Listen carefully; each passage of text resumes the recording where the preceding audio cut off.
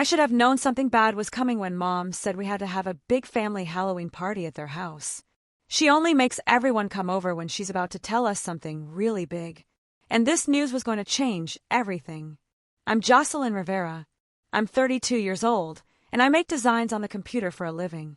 I worked really hard for years. I didn't go on trips or have fun so I could build my job. It finally worked out, and I bought a house with 4 bedrooms in a really nice area. It's all mine. No one helped me pay for it. Just me, my skills, and lots of nights staying up late working. That house is my safe place.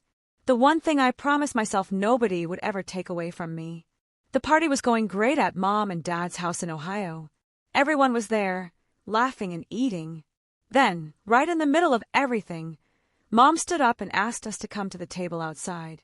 Her face looked serious. "Your sister's family needs a better place to live," she said, looking right at me. "You need to let them live in your 4-bedroom house with you. You have all that extra room. You don't have a husband or kids." Dad crossed his arms. His voice was flat and cold. "You don't get to say no. This is what family does." I felt myself getting angry, but I stood up slowly and stayed calm. "You're right," I said. "I do have something extra. I have security cameras all over my house." I took out my phone, opened the app, and held it up. "Do you want to see the secret video they recorded? If families being unfair and hidden lies make you angry, hit that like button, subscribe for more true stories, and tell us your own family drama in the comments." I read all of them. The table went completely quiet the second I said it. Everyone stared at my phone like it was dangerous. I didn't rush. I knew what was on the video, and I knew it would change everything. "Before I show this," I said, "you should know why I even have cameras. I work for myself. All my money comes from the computer equipment in my house. A few months ago, things started disappearing. Small things at first, chargers, hard drives. I thought I was just forgetting where I put things. So I put in really good cameras with different angles, not because I thought it was a specific person, just to keep my work stuff safe. It ended up being the smartest thing I ever did. I pressed play. The video was super clear with dates and times you couldn't argue with. First video, Lauren letting herself into my house with the extra key I gave her years ago for emergencies. She looked around like she was nervous, then went straight to my office. She opened drawers, picked up my laptop, and put it in her bag. Second video. 2 weeks later, she did it again, but this time she took my tablet and the special tablet I used to draw for work. Third video. She took my camera and 2 lenses, the ones I saved money for over a year to buy. Fourth video, the most recent one. She took all my backup hard drives and even the special devices I need to run my work programs. Every time, she posted the things online to sell them the same day. I had pictures of her online posts ready too, but I didn't need them yet. The videos showed everything. Mom's hand flew to her mouth. She started shaking her head with tears already falling. Dad's face turned white, and his jaw was so tight I thought it might break. Ryan stood up slowly, staring at Lauren like he didn't know who she was. The kids, Connor, Mia, and little Lily, shrank back in their chairs with big eyes, feeling something was wrong even if they didn't understand what. Lauren tried to laugh it off at first. That's been changed or something. "Come on, Jocelyn. Why would I?" "Keep watching," I said quietly.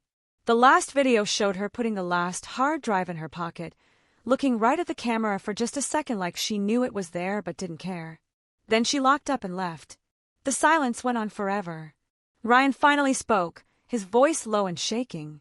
"You broke into her place multiple times and sold her stuff?" Lauren's tough act fell apart. She looked down at the table. I needed money fast.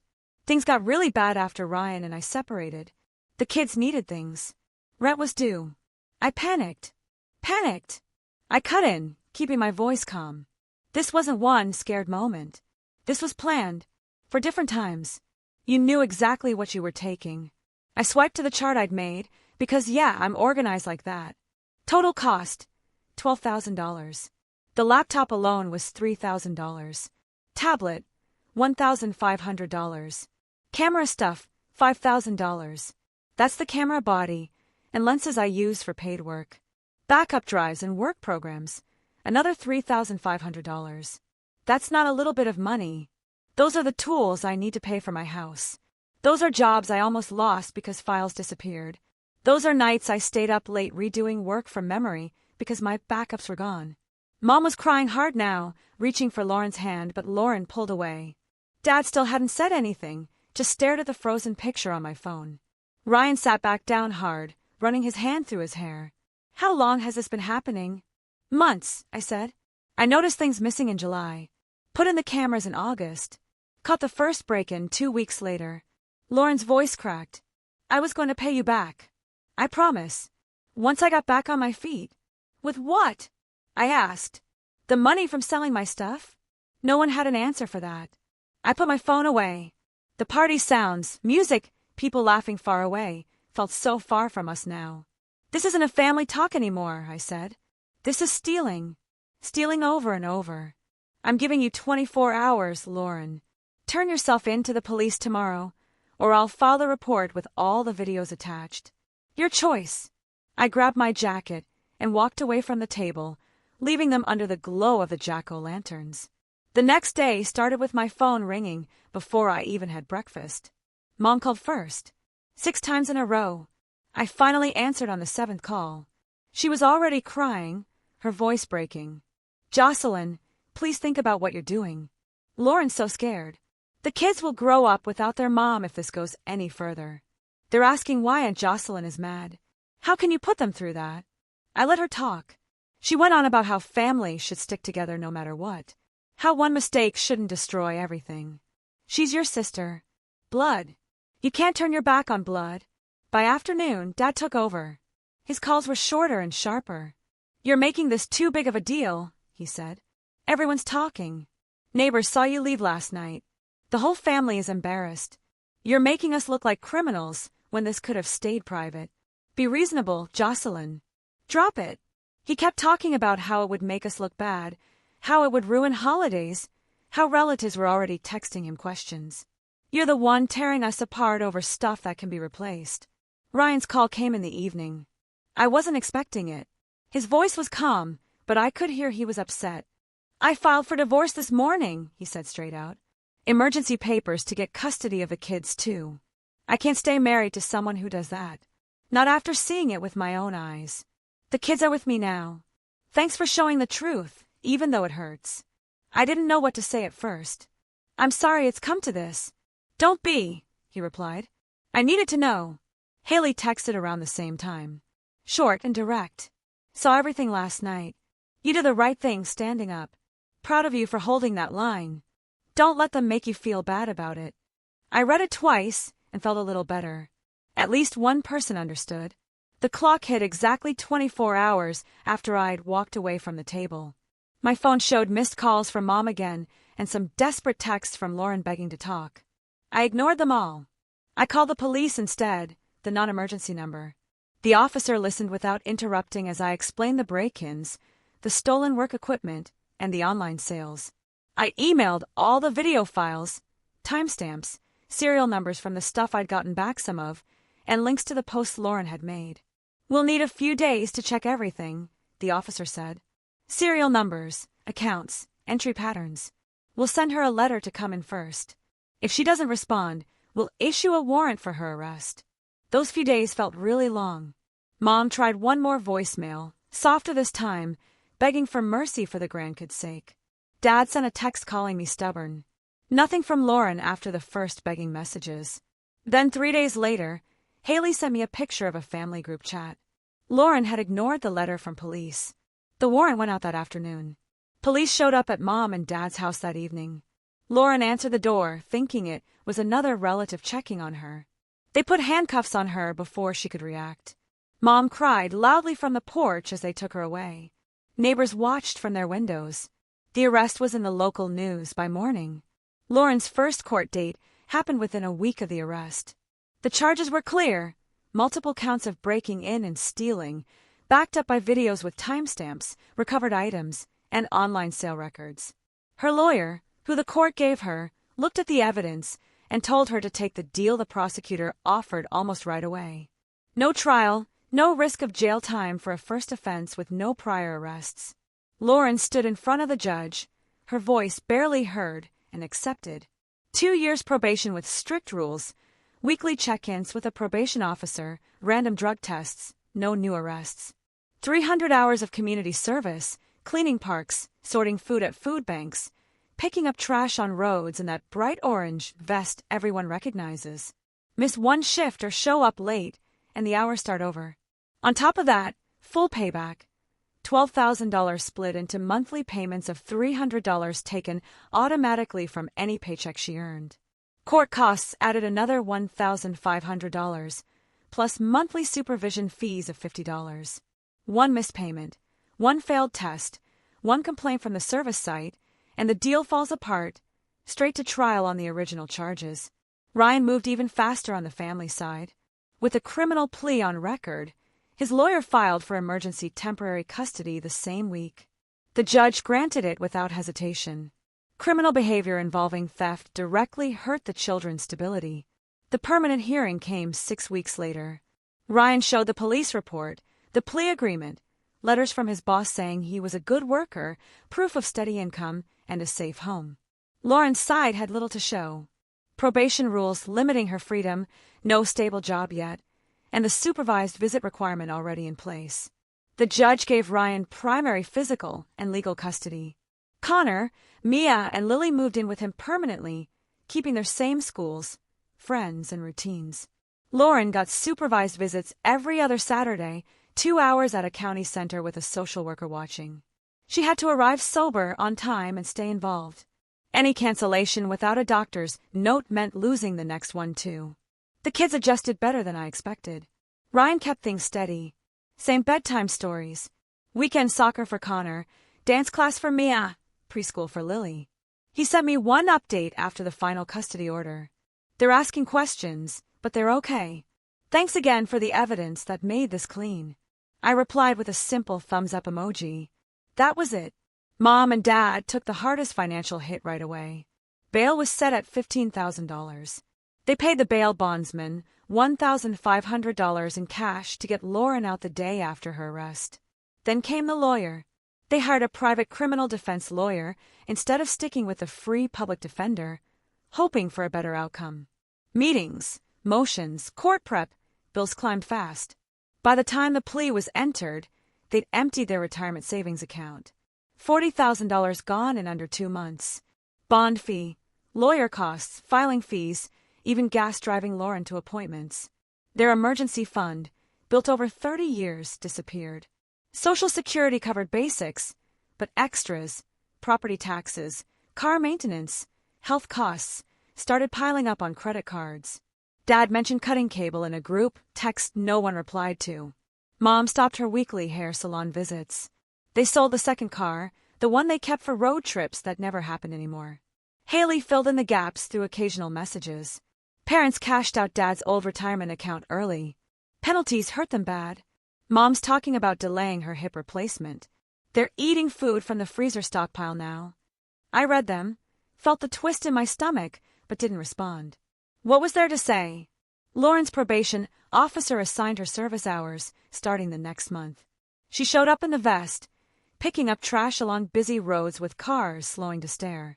First payment toward payback came due, $300 gone before rent.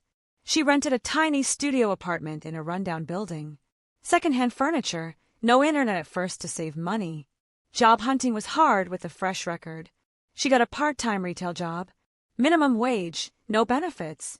Hours barely covered probation fees and payback, leaving scraps for everything else. Ryan enrolled the kids in counseling through his insurance, short sessions to help them process the changes. Connor started speaking up more. Mia drew pictures of 2 houses. Lily asked when Mommy would come home for good. Ryan handled it alone. No complaints. Extended family reactions came in slowly. One uncle texted Dad about keeping things in the family. An aunt posted a vague Bible verse about forgiveness on Facebook. Mom shared it. No one messaged me directly anymore. The legal side wrapped up cleanly, but the damage spread slower and deeper. Bills piled up, schedules got tighter, relationships strained under the weight of consequences no one saw coming. Months passed before Mom reached out again. She texted one afternoon, simple and direct. Can we meet for coffee? Just us. The usual place. I stared at the message longer than I should have, Part of me wanted to ignore it, but curiosity, or maybe the last bit of daughter duty, won. I replied, "Okay," and named a day. We met at the small cafe we'd gone to since I was in college, the one with the worn booths and strong coffee. Mom was already there when I arrived, sitting in our old corner, hands wrapped around a mug like it was keeping her warm. She looked smaller somehow, hair grayer, eyes tired behind her glasses. We ordered black coffee for me, tea for her, and sat in silence until the drinks came. She stirred hers endlessly before speaking. "Your dad and I need to talk to you about something serious," she started, voice low. "The house. We're in trouble with the house." I waited. She took a breath. It started years ago, after Lauren had Connor, her first. She and Ryan were struggling with the new baby. Bills piling up from maternity leave and daycare setup. We took out a home equity loan to help them get stable. Just enough to cover the gap. $20,000. We thought we paid off most of it over time. She paused, sipping her tea. Then Lauren lost her job a couple of years later. The company downsized. She was out of work for 6 months. Rent, groceries, everything fell behind. We borrowed again, another $15,000, to keep them going until she found something new. Her voice shook. The last time was worse. Lauren's spending got out of control. Clothes, outings, things for the kids that added up fast. Credit cards maxed out, debt collectors calling. We refinanced, pulled out $30,000 more to clear the debts and give her a fresh start. We told ourselves it was temporary, that she'd pay us back once things turned around. Mom looked down at her cup. Interest rates went up. Payments got harder with Dad retired and my part-time hours cut. Then the legal stuff hit. What we spent getting Lauren through everything drained the last of our money. The bank sent notices. We're 3 months behind now. Foreclosure process started last week. If we don't catch up, $40,000 plus fees, we'll lose the house. The home we've had for 35 years. She finally met my eyes, pleading in them. "Jocelyn, we're asking. Could you help? Loan us enough to bring it current. We'll pay you back, little by little. Interest if you want. This house is all we have left. Please." The words hung there. I felt the weight. Memories of holidays, birthdays, growing up in those rooms. But underneath was the pattern, clear as day. I set my coffee down carefully. "Mom, you've been doing this for years, bailing Lauren out every time things got hard. First with the baby, then the job loss, then the spending. Each time thinking it would be the last, but it never was.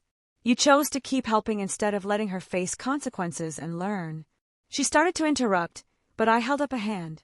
"I'm not saying it's easy. I know you love her, but this is the result. The house at risk because the money went to covering patterns that never changed. And now you want me to step in and continue it. Make me the next source." Tears filled her eyes. "You're our daughter too. Family helps." "Family." I cut in gently but firm. "That's what you've always said, but it's been one way for Lauren forever. When I was starting out, scraping for my house down payment, did you offer the same?" "No. You told me to figure it out, that I was capable. And I did. Alone." Mom wiped her eyes. "We were wrong about that. We see it now. But please don't punish us for past mistakes." "This isn't punishment," I said. "It's me breaking the cycle. I won't fund the next chapter of the same story. You and Dad made choices. Lauren made choices. Those have consequences. I'm not joining the chain." She sat quiet for a long moment, tears falling freely now. No more arguments came. I paid for both drinks and left. Driving home, the guilt tried to creep in. Images of them packing boxes, losing memories. But I pushed it back. Boundaries aren't cruel. They're survival. The sale happened faster than expected. With foreclosure coming, Mom and Dad listed the house at a price low enough to attract quick offers. A young couple bought it in 2 weeks. Cash deal, no backup plans. Closing came a month later. They walked away with just enough to pay off the bank and cover moving costs. Nothing left for a down payment on anything better. They found a 2-bedroom apartment in the same Ohio suburb. Older building, thin walls, coin laundry in the basement. Rent was half the old mortgage, but it felt like a downgrade in every way. Smaller kitchen, no yard, shared hallways echoing with neighbors. They packed 35 years of memories into boxes, donated half the furniture because it wouldn't fit. Lauren moved in with them shortly after. Her studio lease ended, and with payback payments eating most of her paycheck, she couldn't renew. The apartment was tight from day one. Lauren on the pull-out couch in the living room, her stuff stacked in corners. Mom and Dad took the main bedroom. The second bedroom became storage and a cramped office space no one used. At first, everyone tried. Lauren promised to help pay rent, groceries, utilities. She got a cashier job at a grocery store. Full-time hours lasted 3 weeks. She quit because the manager was too demanding and shifts interfered with her mental health days. Next job, warehouse stocking. Quit after 2 weeks, complaining about the early starts and heavy lifting. Third try, coffee shop barista. Gone in 10 days over a disagreement with a coworker. Each time she came home frustrated, venting for hours about unfair bosses, toxic workplaces, how the world was stacked against her. Mom listened, nodded, made excuses. Dad stayed quiet, but tension built. Bills arrived. Lauren's share was often short or late. She'd spend on takeout, new clothes, little treats to cope, then borrow from Mom for payback deadlines. Arguments started small, dishes left in the sink, noise late at night, then got bigger. Lauren accused them of treating her like a burden. Mom defended her. Dad withdrew further. Sleep suffered in the thin-walled space. Every raised voice carried. Extended families split wider. A few cousins messaged Mom, blaming me for not helping, calling me heartless for letting my parents lose their home. Group chats filled with indirect comments about families sticking together in tough times. Others went silent, avoiding the drama altogether. Holiday invites thinned. No one wanted the awkwardness. Haley kept the updates coming. Lauren lost another job. Says the schedule was impossible. Big argument last night. Dad finally snapped about money. Mom's blood pressure meds increased. I read every text. Felt the pull of old guilt, but responded minimally. Thanks for the heads up, or just a thumbs up. Distance felt necessary. The apartment grew suffocating. Lauren's stuff spread. Shoes by the door, makeup on the shared bathroom counter, streaming shows blaring from the living room couch late into the night. Mom cooked smaller meals to stretch groceries. Dad took long walks to get out. Lauren applied for jobs here and there, always finding reasons they wouldn't work before starting. Tension simmered daily. No real solution in sight. 8 months after that Halloween party, life looked very different. My house felt more like home than ever. I'd upgraded the security, new cameras with better night vision, smart locks that alert my phone for any activity. Not out of fear, just peace of mind. Work picked up steadily. Freelance jobs turned into regular clients, bigger projects, steady income that let me breathe easier. Mornings started with coffee on the balcony. Evenings with whatever I wanted, gym, takeout, quiet reading. No drama knocking at the door. The weight I'd carried for years, that constant background hum of family obligations, was gone. Real relief, the kind that settles deep and stays. Lauren's path went the other way. She bounced between low-wage jobs, retail clerk, fast food cashier, cleaning shifts. Nothing lasted long. Paychecks barely covered basics after probation deductions. Pulled their cut first. Payback dragged on. Monthly hits she couldn't dodge. Supervised visits remained rare. A missed check-in here, a late arrival there, and opportunities shrank further. Connor, Mia, and Lily saw her less, their lives anchored with Ryan's routine. She complained about the system being rigged, but changes never followed. Mom and Dad aged noticeably in those months. Photos Haley occasionally shared showed it. Deeper lines, slower movements. The spark dimmed. The small apartment wore on them.